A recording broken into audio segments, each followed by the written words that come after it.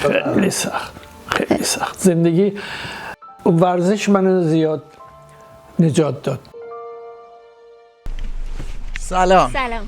من احسانم. منم نیلوفرم. امروز داریم میریم دیدن یکی از قدیمی ترین ایرانیای آلمان. میریم به دیدن یه مهندس با تجربه که تو ساخت اتوبان آ66 آلمان طراح و برنامه‌ریز بوده. و اصلا مهمتر برای ما یک دوچرخه سوار و ورزشکار با تجربه است. بریم که ببینیمش.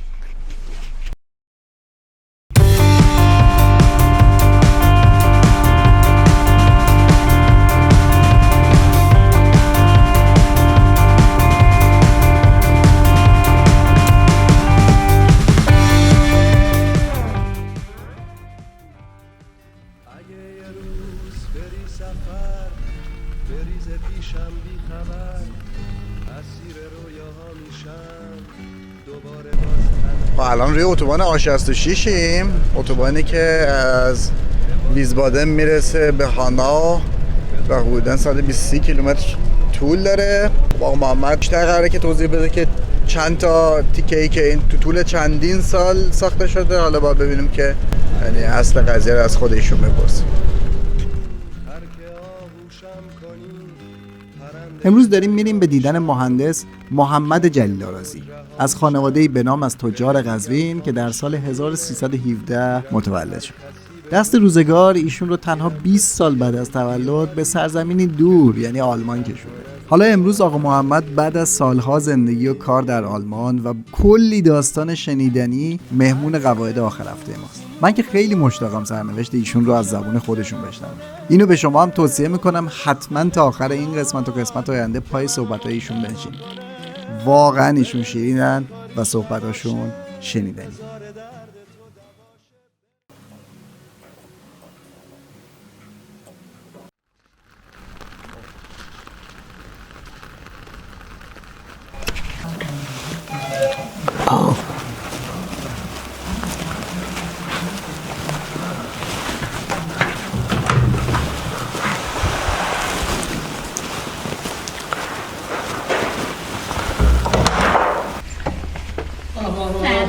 سلام. خوش اومدید. ببخشید امروز قرار زحمت بدیم بهتون.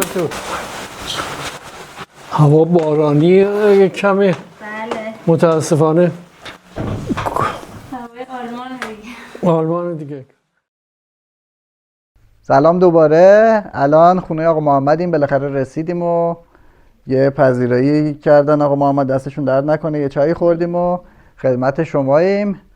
بعد پای صحبت‌های آقا محمد میشینیم که سلام آقا محمد، خیلی ممنون که لطف کردین، قبول کردین توی امروز با ما این مصاحبه رو انجام بدین. من شما رو یک کوتاه معرفی کردم. اولا خیلی خوشحالم که شما تشریف آوردید و امیدوارم که اون برنامه که در نظر گرفتید خوب عذاب درآد. مرسی. آره. حالا دیگه بستگی داره که چه سوالایی شما بکنی و چه جوابی من بدم. آره، ولی خیلی دوست داشتم که شما خودتون رو معرفی کنین یه بار از زبون خودتون، چون ممکنه که اطلاعاتی که من داشته باشم غلطه. و شما روزگار طولانی تو آلمان بودین، الان خیلی آلمانن. یه سر بریم اون قدیما. شما سال فکر می‌کنم 1338 اومدین اینجا. بله. سالی که پدر من متولد شده تازه. بعد فکر می‌کنم یه کوتاه توضیح بدین که در مورد خودتون. من سال 1317 به دنیا اومدم. بعد از اینکه مدرسه و دبیرستان تمام شد، یکی از دوستام که خوب هم دیگر میشناختیم پیداش نشد.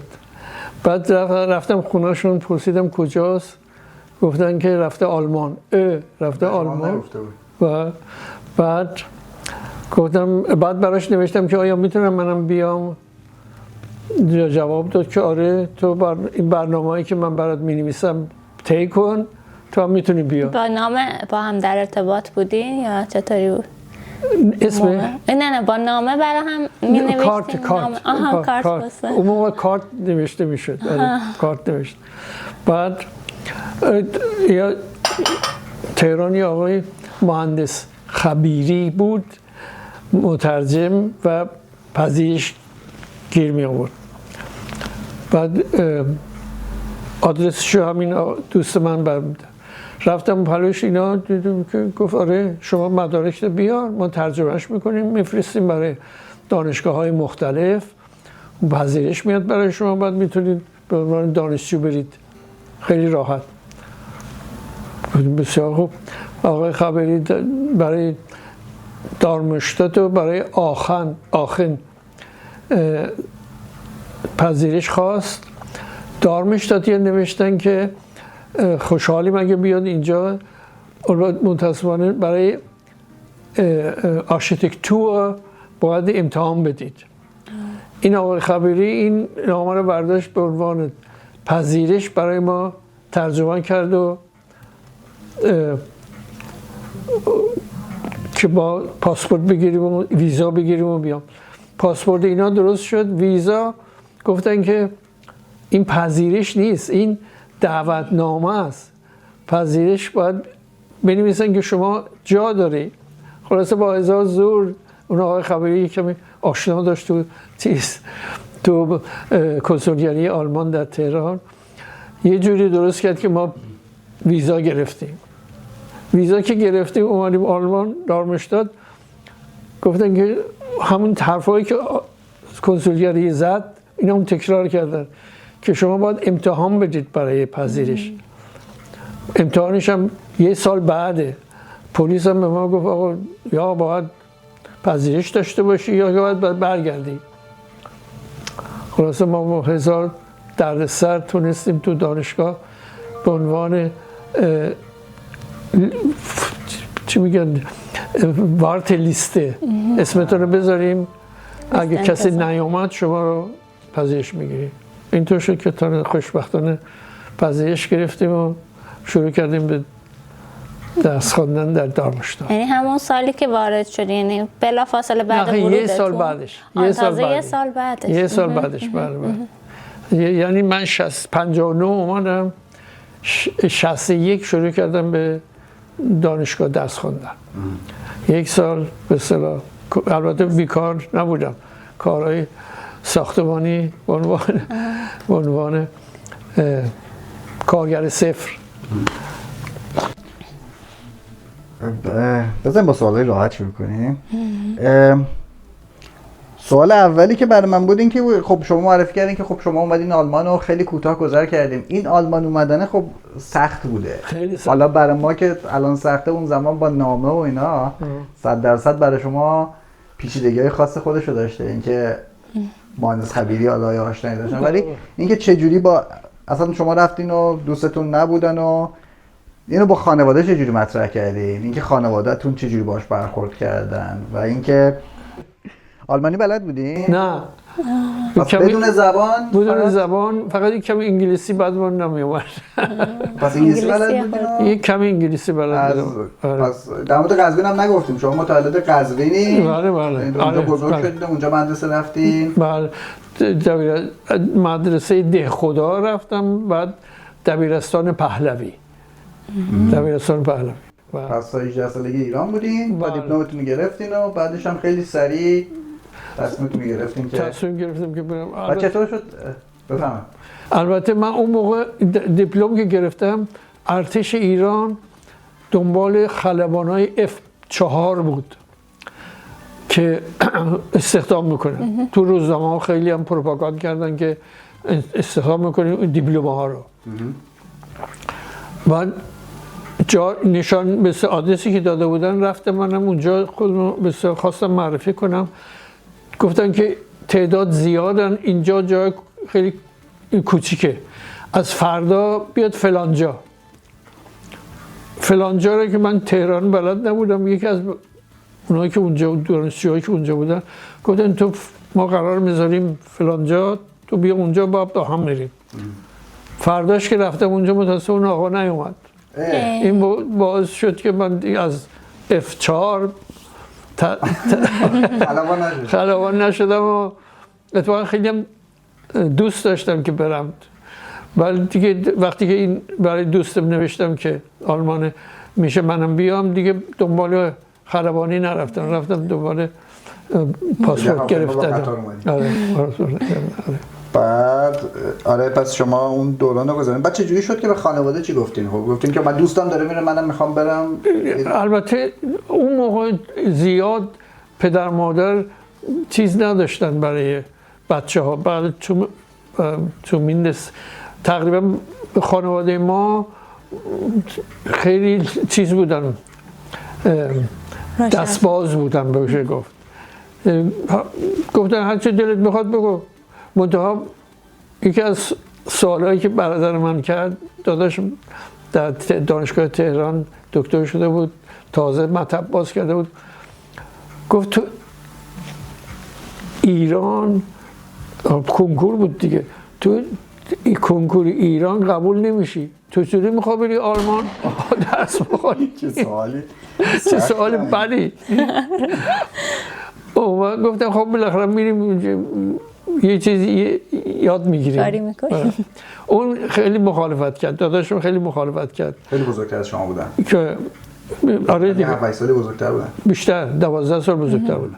خیلی مخالفت کرد، ولی مادرم پدرم میگفتن که هر چه دلت بخواد، هر کاری دلت بخواد بکن، آینده دست خودته. پس یه خانواده اوپن مایندی بوده. بعد خانواده برادر خواهرت هم تحصیل کرده بودن همه؟ نه، یکی داداشم دیگه، مادرم بی سواد بود، یه داداشم بی سواد بود، خواهرام همشون میخواستن درس بخونن، لها مخالفت کردن. مادرم من، یکی از خواهرای من درسش خیلی خوب بود تا 4 سال، تا کلاس 4. بعد یکی از این عمویا گفته بود که آقا دختراتون رو نذارید برن مدرسه. من یادم است که یکی از معلمان اومدن به مادر من گفتن که بابا اینا بفرست، این خوشش خیلی خوبه، بفرست دوباره. نه آقا گفته نباید درس بخونم. اینطور شد که آره یه داداشم، یعنی 2 تا داداشم تو دکان پدرم کار کردن. من اومدم اینجا، یه داداشم دکتر بود که در قزوین مطب داشت. بعد پدرتون چه کاره بودن؟ پدرم بارفروش بود، یعنی قزوین میگفتن الاف. بارفروشی چیزایی که دهقانا می آوردن، هر چی بود میفروخت دیگه، از پوست گوسفند گرفته تا خربزه و هندوانه و دیگه پنیر و گندم و جو، همه چیز. آره دهقانا بودن. دهقانا بود. آره. بارفروش بود. بارفروش بود. جالبه. مسیر اومدن چه شکلی بود اصلا؟ یعنی شما که سوار هواپیما نشدین؟ نه. اینو اگه توضیح بدین از اون روز اول که یه ذره با دتال. مسیر ما اگه یادتون باشه، شما یادتون نیست، یه شرکت TBT بود مسافربری، با اتوبوس مردم به اصطلاح می آورد تا ترکیه. من از طریق اتوبوس TBT اومدم، از قزوین سوار اتوبوس شدم، بعد اومدیم ارزروم ترکیه. البته در تبریز یه شب ماندیم. بعد جاده خیلی خیلی خطرناک بود تو قسمت ایران. وقتی که از رسیدیم سر مرز بازرگان، خیلی جالب بود که چطوری باستی طرف ترکیه رفت. اولا یه سالن خیلی کتکلفتی بود که باستی اونور یه درش مال ایران بود، در دوم مال ترکیه بود. از اون در ترکیه که رد شدی، بعد سربازای ترکی واسطه بودن با اسلحه و اینا، خیلی خوف انگیز بود. وقتی که طرف ترکیه رفتیم، اتوبوس باستی به اصطلاح خالی میرفت طرف ترکیه، یعنی تمام مسافرین باستی از طریق راهروی برن طرف ترکیه. ما که رفتیم سوار اتوبوس که شدیم، دوباره اومدیم تقریبا بعد از 20 ساعت رسیدیم به ارزروم. ارزروم باستی ما دو روز در هفته قطار بود برای مونیخ، چهارشنبه و جمعه. قطار ما رسیدیم دوشنبه بود، بایستی تا چهارشنبه ارزرو میماندیم.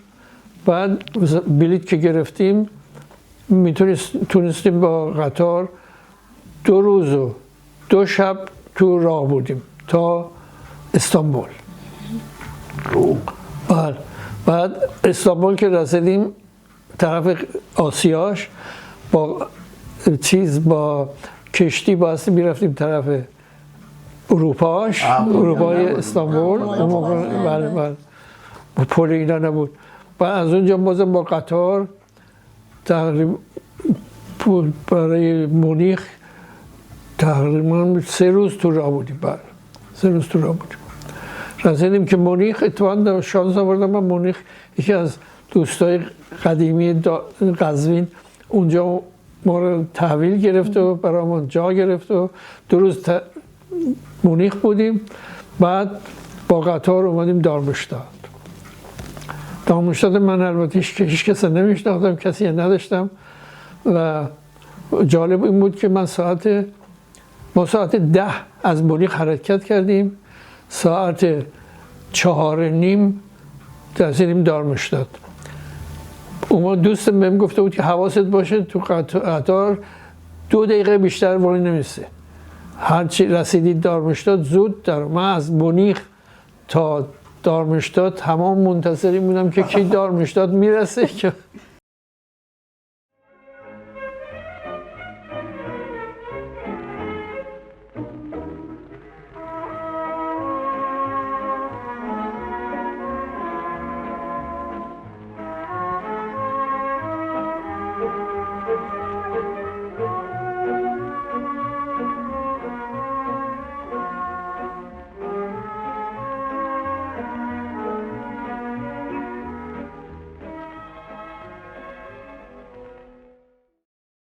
شما از ایران اومدین مونیخ.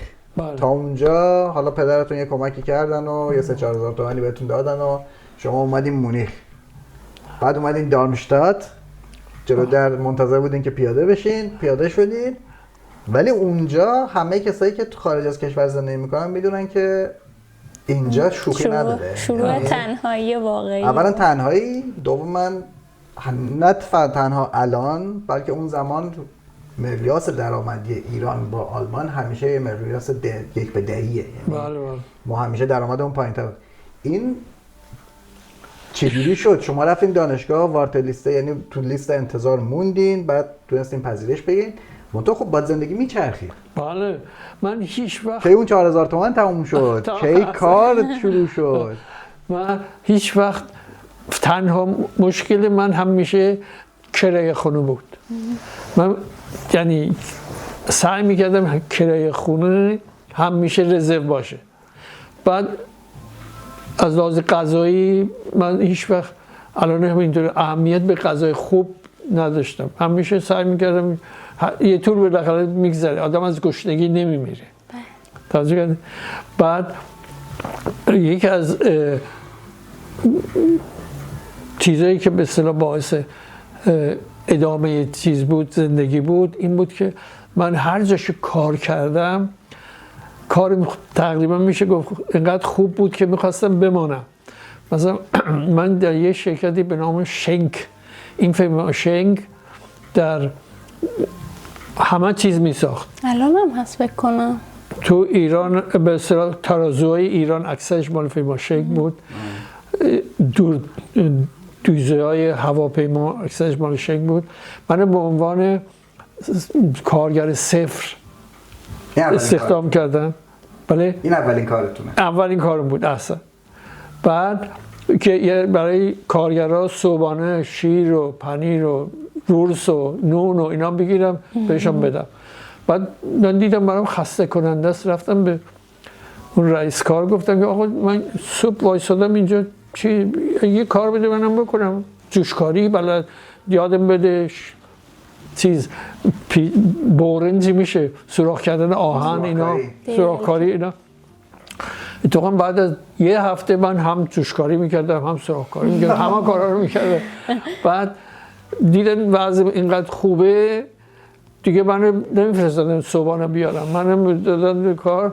تا اینکه دانشگاه شروع شد گفتم خب از هفته دیگه نیستم. چرا؟ گفتم برم دانشگاه. خب اگه پوله اینا بگم من با 1 مارک و 40 فنیک شروع کردم به کار. 1 مارک و 40 فنیک یعنی با نرخ برابری، حالا الان که نه ولی سال 2002 که یورو اومد اینا هر 2 مارک رو میگرفتن 1 یورو به شما میدادن. یعنی با نرخ اون زمان شما با 70 سنت ساعتی کار میکنین، یعنی روزی 5.6 مارک. چقدر اجاره میدادین؟ کرایه 110 مارک بود. کرایه خونه 110. 20 روز باید کار میکردین تا بتونین اجارتون رو بدین. اجاره و غذا دیگه، کار دیگه کی نمیشد کرد اون موقع. طوری بود که سعی میکردم از لحاظ درآمدی یک کمی رزرو داشته باشم. اگه به یارو میگفتم مثلا من میتونم فردا بیام، میگفت باشه بیا. اینطوریا. اینو بگم وقتی که خواستم تمام شد گفتم من میرم، گفتن که اگه پول بیشتر میخواد پول بیشتر میگیری یا عوضی. تا اون موقع که من خواستم برم درآمدم بود ساعتی 2 مارک و 20. آره زیاد تنبل من نبودم هیچ وقت. بعد دیدن که کارم خوب است و اینا هی زیاد کردن به 2 یورو 20 رسید. گفتن خواستم برم میتونی اگه باشی 2 یورو 40 بگیری. 2 مارک و 40 بگیری. گفتم نه دیگه من میرم. و اون تا اون موقع رزرو این سده 1850 یورو من رسیده بود به 2500 مارک. یعنی رزرو زیاد شده بود. اجاره اینا میدادیم با اینکه باز زیادم شده بود. یک کم زیاد شد. ولی خیلی خوبه که شما همینجوری رو تصمیمتون بودین که برین درس بخونین، چون خیلی ها رو ما میشناسیم که کارشون رو ول نکردن به بخشی که برن. حالا میگم اینم جالبه. من داداشم 1964 این دکتر داداش اومد اینجا، اومد پلومن دارمشتم. همونی که میگفت نرو اصلا نرو. یه حرفی هم که زد خیلی زوره اومد به من گفتش فکر نکنی من بهت پول میدم، من بهت پول نمیدم. خیلی زوره اومد. خلاصه این آقا اومد اینجا. بعد میخواست بره فرانسه، رفت فرانسه و برگشت. میخواست ماشین با خودش ببره. گفتم که اون زمان میخواستن همه میمدن اینجا ماشین. بعد پولش تمام شده بود و یه نامه داشت از یه تاجر قزوینی در هامبورگ که اگه این آقا اومد پلود پول خواست هر چقدر خواست بهش بده. داداش من این نامه رو داشت پلوش. رفتیم هامبورگ، رفتیم بلو آقای تاجره. نمیشناخت ما رو دیگه، نه من نمیشناخت نه داداش من. بعد نامه رو که خواند ما خیلی تحویل گرفت. بفرمایید. خلاصه ما رو برد خونهش خیلی از این تاجرای کته کلفت هامبورگ بود، ایرانی. بعد گفت هر چقدر پول میخواد میگیرید. داداش من اون وقت گفت چقدر بگیریم؟ به من چقدر بگیریم؟ گفتم که من نمیدونم 5000 مارک. 5000 مارک خیلی بود اون موقع. 5000 مارک 10000 مارک شد. گفت نه هم 5000 مارک. 5000 مارک گرفتیم از این آقا، از این تاجره 5000 مارک گرفتیم. بعد رفتیم خونش ما رو دعوت کرد، شام خوردیم و اینا. بعد به من گفتش که من اینجا الان 20 سال تجارت میکنم. اون وقت ما رو برد انبارش، قالی تا دلت بخواد، پسته تا دلت بخواد، کشمیش تا دلت بخواد، همه چیز. گفت من دنبال یه آقای ایرانی ام که بیاد اینجا کار دفتر اینا رو بگیره. شما حاضری اینجا بمانی؟ من اون موقع چند سالم بود، 25 سالم بود. گفت حاضر اینجا بمانی که این کارو. گفتم من اومدم اینجا مهندس بشم، نه اومدم شاگرد بشم. خلاص خیلی زور اومد. گفتم نه من کاش اگه مونده بودم الان فکر تاجر بودم. ولی نه اتفاقا اینجوری خیلی بهتر بود. این بنظر داداش من تقریبا 4 سال سوار شد تو قزوین. براش یه ماشین دیگه بردم و من 7 بار رفتم ایران با ماشین رفتم ماشین ایران. بردین؟ ماشین بردم. خودتون تاجر ماشین بودین؟ نه باور میکنی اصلا من حتی پول بنزینم میدادم، میبردم برای فک فامیل، پول بنزینم خودم میدادم برای تا ایران برسه. البته یه چیزی باید بگم که من تقریبا 1963 64 بود، وضع مالیم تقریبا خیلی خراب بود، میخواستم دانشگاه رو ول کنم برم ایران. از دانشگاه 6 ماه مرخصی گرفتم رفتم ایران. بعد پدرم پرسید که چرا اومدی چرا نمیری؟ گفتم والا راستشو بخواه خیلی سخته اونجا کار کردن، درس خواندن. این است که میخوام اینجا اگه بشه کار پیدا کنم. بعد از 2 هفته به من گفتش که آخه اینجا میخواد چیکار کنی؟ نه دانشگاه میتونی بری، نه بازار میای، هیچی. هرچی قالیچه است بردار برو دوباره بفروش. این قالیچه این بیرون یکی از اون قالیچه هاست. من تقریبا 5 تا قالیچه برداشتم با خودم و یکی از دوستای پولم ندادم بهتون، قالیچه دادن منتها پول تقریبا فکر کنم 1000 تومان داد که بتونم بلیط بگیرم بیام با قطار. اومدم و قالیچه ها رو آوردم دوباره اومدم. اون خوشبختانه جا داشتم که زندگی کنم، هنوز پولش داده بودم. بعد اومدم اون قالیچه ها رو یواش یکی بعد از دوباره شروع کردم به کار سخت. تو اوپل کار کردم شبا 6 ماه تو اوپل کار کردم از ساعت 10 شب تا 6 صبح. شما میدونید دیگه کار کردن، درس خواندن خیلی زور داشت، سخت. و ما فور دیپلم داشتیم و هاپ دیپلم، 2 دفعه امتحان سخت بود، 2 مرحله امتحانی بود. چجوری بود؟ یعنی می‌خواستین دیپلم بگیرین اون موقع حتی من توضیح بدم قبلش که تو اینجا قبل از اینکه لیسانس فوق لیسانسی بشه اینا یه مدرکی داشتن به نام دیپلم مهندسی یا دیپلم دیگه 5 سال معمولا میخوندن و تقریبا برابر با همون فوق لیسانس ایران بود و یه نفر که دیپلم داشت میتونست مستقیم وارد بازار کار بشه. خیلی مدرک قوی بود واسه مدرک کار و ایشون دیپلم گرفتین شما؟ اول دیپلم تو بسرا اون موقع این بود دیپلم، فور دیپلم، بعد هاپ دیپلم. 8 امتحان مختلف بود که باز میدادی این قبول شدی میتونستی بری بدی هاپ دیپلم. خلاصه من 4 تای اول که امتحان دادم 2 تاشو رد شدم. من برای دفعه دوم 6 تا باز امتحان میدادم. برای اینکه 100% قبول بشم 2 سال درس خواندم. 2 سال دیگه یعنی رزرو پولی رزرویست اینقدر داشتم که 2 سال دیگه کار نکردم، فقط برای فور دیپلم. و فور دیپلم که قبول شده دیگه هاپ دیپلم راحت بود. حتی من بگم این فور دیپلم فوق دیپلم نیست. فور دیپلم یعنی که قبل از دیپلم یه امتحان میدین و هاپ دیپلم ترجمه مستقیمش میشه امتحان اصلی دیپلم. یعنی این فور دیپلم آمادت میکرد که برای هاپ دیپلم مهندس بشی.